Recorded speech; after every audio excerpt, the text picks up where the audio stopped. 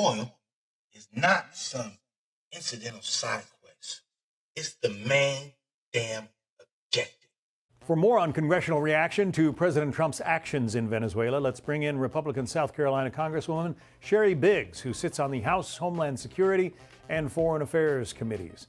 Is the United States safer right now because of what took place in Caracas overnight? Hello, John. Thank you very much for having me today. I believe that the U.S. is much safer now, and what President Trump did is to put Americans first. He's been promising, he's been telling them what would happen if you hurt our American citizens, and I think last night just showed what he will do to back up what he says. Justice. That's not just dumb, that's strategic stupid. A legal dodge to sell imperial plunder as safety theater. Trumpologicus is openly taking control of oil. After the raid, Trump said the U.S. would run Venezuela at least temporarily and have U.S. oil companies fix the wrecked infrastructure and start profiting. That's on record. The president made it plain that he's not going to tolerate any interference from other countries, from the Russias and Chinas and maybe Cubas of the world. And really, all three of those nations are left somewhat reeling by the U.S. action last night, are they not?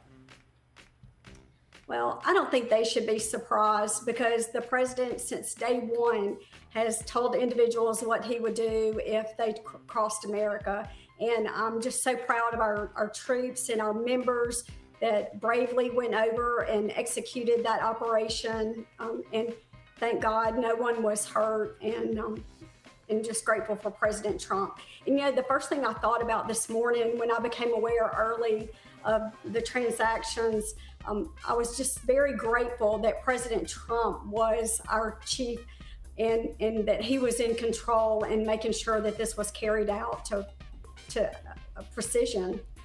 I want to put up for our viewers what Congresswoman Melanie Stansbury of Massachusetts had to say about this.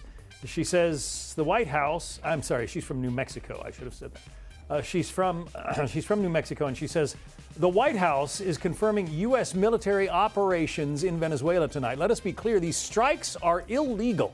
The president does not have the authority to declare war or undertake large-scale military operations without Congress. Congress must act to rein him in immediately. Venezuela has the largest proven crude oil reserves on Earth, dwarfing the U.S. reserves roughly 4-1. But Trump says the oil is ours because they built it. Trump and his advisors, including Muskrat Miller, tried to frame this as if Venezuelan oil was legitimately confiscated American property. False. How would you respond to Representative Stansbury? Well, I absolutely disagree with her statement. I think what the president did last night was within his legal rights. And I do believe in accountability and transparency.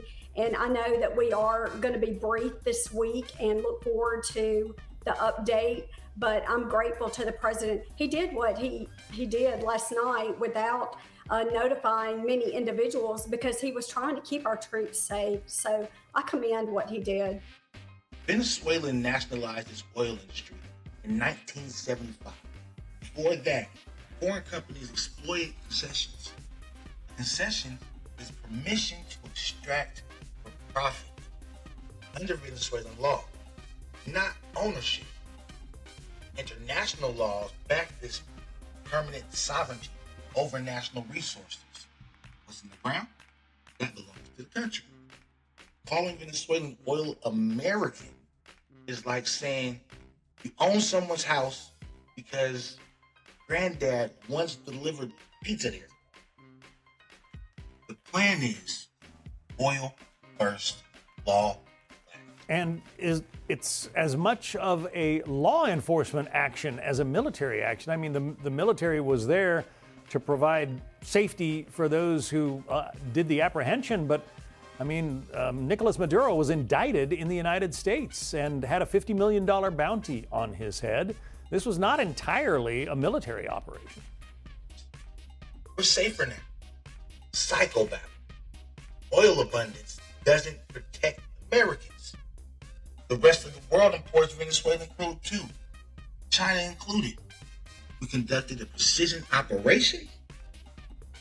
Absolutely. This is about rule of law, and holding people accountable. He's a criminal, he's a thug, and he should be held accountable for what he's done.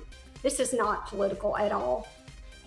Precision happened after oil fields became strategically valuable once sanctions crippled exports. This has nothing to do with politics. Leadership. Measurement change installs governments friendly to U.S. energy giants. This is law enforcement. Acting like a cartel bus, but they're aiming at the oil revenue stream? So if he is a criminal and a thug, why is he enjoying so much support, or why is this action being so widely condemned by the other side of the aisle? Well, that's a good question, and I hope the voters will take note of this. It shows who cares for the American citizens. It's President Trump and the Republican Party that want to put America first, not hurt our freedoms and not destroy the U.S. like he has done to Venezuela. Americans are safer? Nah.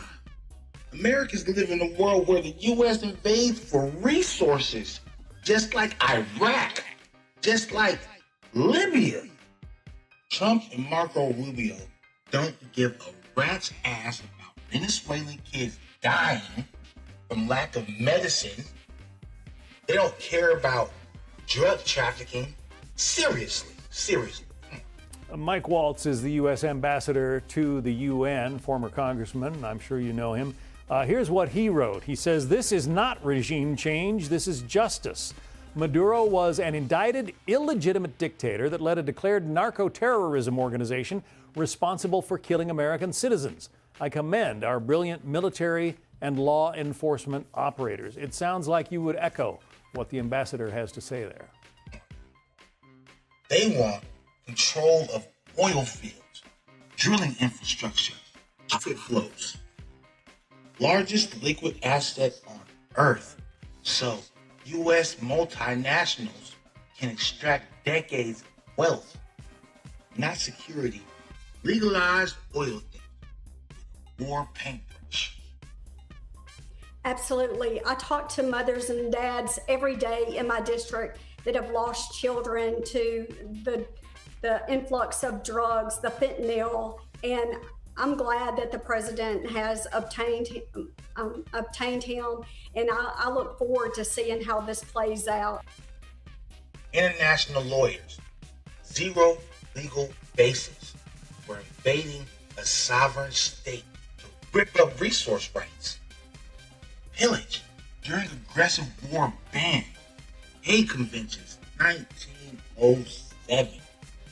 Every time Fox says justice, what they really mean is we staged a naked power grab under the pretext of law enforcement while aiming our tweets at oil derricks. It's about protecting our citizens, and everyone knows that, except for the Democrats.